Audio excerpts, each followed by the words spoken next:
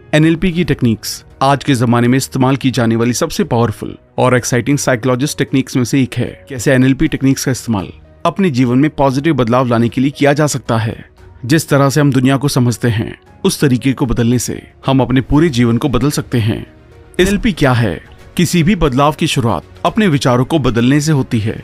अगर आप अपने विचारों को बदल सकते हैं तो आप यकीनन अपने पूरे जीवन को भी बदल सकते हैं। मतलब आपको अपने जीवन को बदलने में भी उतना ही समय लगता है जितना कि आपको कोई एक विचार बदलने में लगता है। एनएलपी हमारे दिमाग के बिहेवियर को इन्फ्लुएंस करने का एक मेथड है जिसके जरिए हम दिमाग के रिस्पॉन्स को रिकॉर्ड कर सकते हैं। एनएलपी को टेक्निक्स के हाइब्रिड के रूप में जाना जाता है जिनका इस्तेमाल अक्सर इलाज के लिए किया जाता है। एनएलपी की टेक्निक्स में मनचाहे बदलाव लाने के लिए अक्सर हिप्नोसिस का इस्तेमाल किया जाता है। सीधे शब्दों में कहें तो एनएलपी एक ऐसी अल्टरनेटिव मेडिसिन का एक सिस्टम है जो लोगों को सेल्फ अवेयरनेस और इफेक्टिव कम्युनिकेशन को हासिल करने और उनके मेंटल और इमोशनल बिहेवियर के पैटर्न को बदलने में मदद करता है। एनएलपी की शुरुआत 1970 में हुई थी जिसका फोकस मॉडलिंग पर था। मतलब अगर दो लोग साथ में काम करना शुरू करते हैं तो दूसरा इंसान भी उन्हीं चीजों को करेगा जो पहले इंसान ने किया था। इससे दोनों को रिजल्ट भी एक जैसे ही मिलेंगे। जाहिर है हमारा दिमाग हमारे शरीर को चलाता है तो अलग रिजल्ट्स हासिल करने के लिए आपके दिमाग को अलग तरीके से काम करने की जरूरत है। हालांकि एनएलपी का इस्तेमाल सबसे पहले ये जानने के लिए किया गया था कि इंसान की पर्सनैलिटी खुद को एक्सप्रेस करने के लिए कैसे बनती है। जैसे जैसे हम बच्चे से अडल्ट बनते हैं हम अपने इन्वायरमेंट से मिले इनपुट को फिल्टर, डिस्टॉर्ट और मैग्नीफाई करते हैं ताकि हम उसका इस्तेमाल अपने एक्सपीरियंसेस को समझने के लिए कर सकें।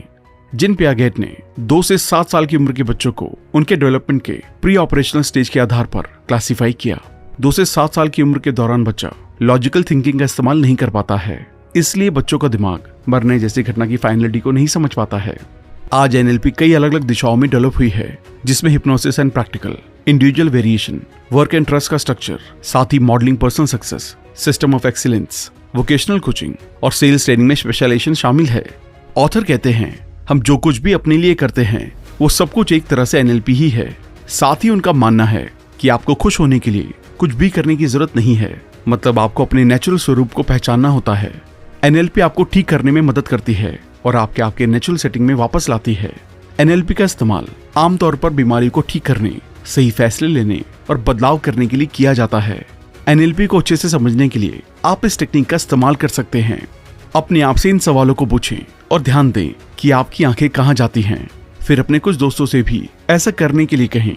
अपनी कार के रंग के बारे में सोचें, लोगो कैसा दिखता है, आपकी चादर का कौन सा पैटर्न है। सोचिए पिछली बार जब आपने किसी को दौड़ते हुए देखा था वो कैसा दिखता था। आज सुबह आपने सबसे पहले कौन से 5 लोगों को देखा। ये सभी सवाल आपके देखने की याद को वापस करने के लिए डिजाइन किए गए हैं और इन सवालों के जवाब सोचते समय आपकी आंखें ऊपर और बाईं ओर होनी चाहिए। तो इसका मतलब ये होगा कि आप अपनी सच्ची याद का इस्तेमाल कर रहे हैं। इसी तरह आंखों पर ध्यान देकर आप सच और झूठ का पता लगा सकते हैं। मतलब अगर कोई आपसे झूठ बोल रहा है तो वो आपसे नजरें नहीं मिलाएगा और ज्यादातर समय इधर उधर देखता रहेगा। लेकिन अगर कोई आपसे सच बोल रहा है तो वो आपसे नजरें मिलाकर और कॉन्फिडेंट होकर बात करेगा।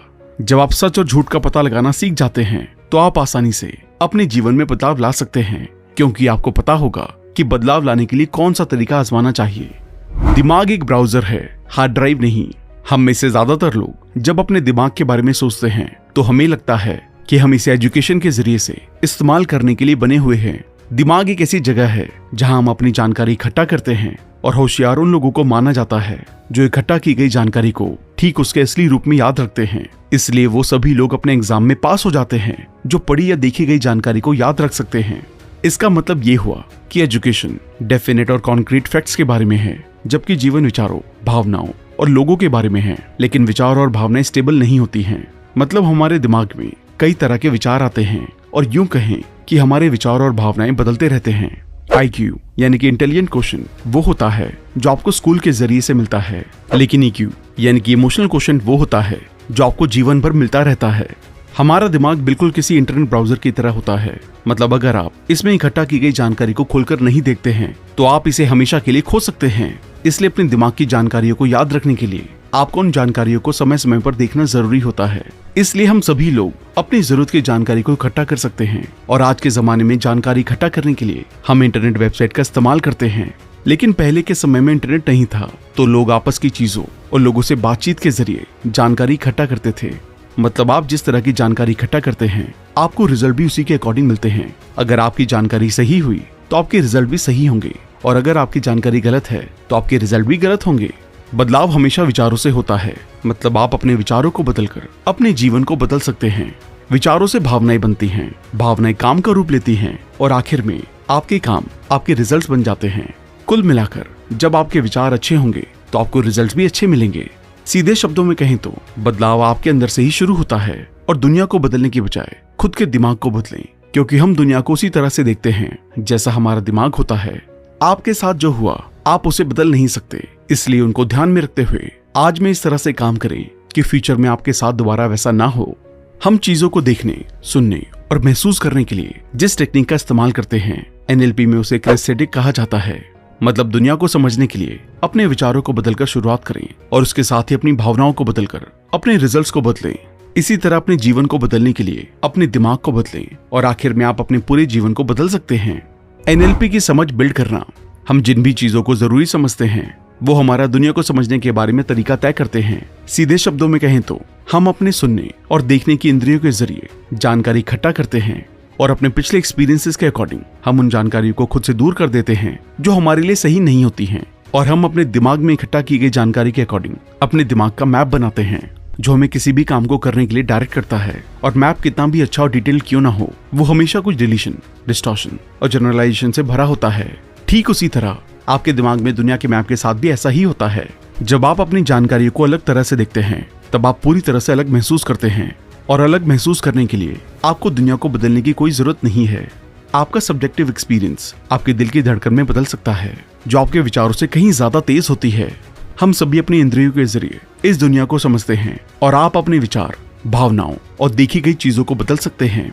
जब आप इन तीनों को बदल देते हैं तो आप आसानी से अपने एक्सपीरियंसेस में बदलाव कर सकते हैं, और देखें कि आप विचार, भावनाओं, तस्वीरों और आवाजों में से किसका रिप्रेजेंटेशन कर सकते हैं। आप जिन चीजों का रिप्रेजेंटेशन करते हैं वो आपका रिप्रेजेंटेशन सिस्टम बन जाता है। अपने रिप्रेजेंटेशन सिस्टम को पहचानने के लिए इस मेथड का इस्तेमाल करें। इस मेथड का इस्तेमाल करने के लिए एक घड़ी, एक पेपर और एक पेन अपने साथ रखें। अब अगले 2 मिनट के लिए अपने घर की दिखाई देने वाली चीजों को डिस्क्राइब करें। फिर अगले 2 मिनट के लिए सुनाई देने वाली चीजों को डिस्क्राइब करें।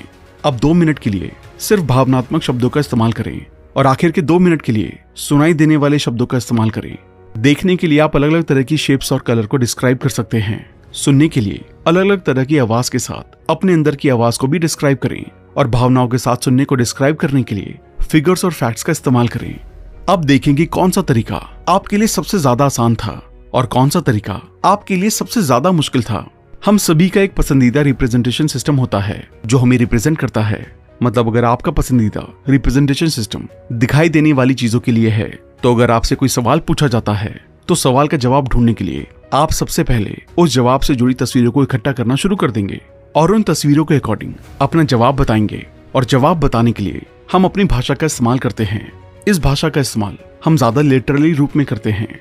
शायद आपको इस बात का अंदाजा भी नहीं होगा, और हम बात करते समय जिन शब्दों का इस्तेमाल करते हैं वो हमारे बारे में बताती हैं कि हम कैसे सोचते हैं। एक अच्छे एनएलपीयर के रूप में आपके पास अपनी खुद की अप्रोच में फ्लेक्सिबिलिटी होती है, जिससे आप किसी के भी साथ साफ, इफेक्टिव और यहाँ तक कि मोटिवेटेड रूप से भी बात कर सकते हैं। फिर चाहे वो या आप किसी भी रिप्रेजेंटेशन सिस्टम से आ रहे हों, और अगर लोग आपको समझ नहीं पाते हैं तो इसमें उनकी गलती नहीं है, क्योंकि हर एक इंसान में दी गई जानकारी को समझने की काबिलियत होती है। तो ना समझने का मतलब ये हुआ कि आप उन्हें अपनी जानकारी को सही तरीके से बता नहीं पा रहे हैं।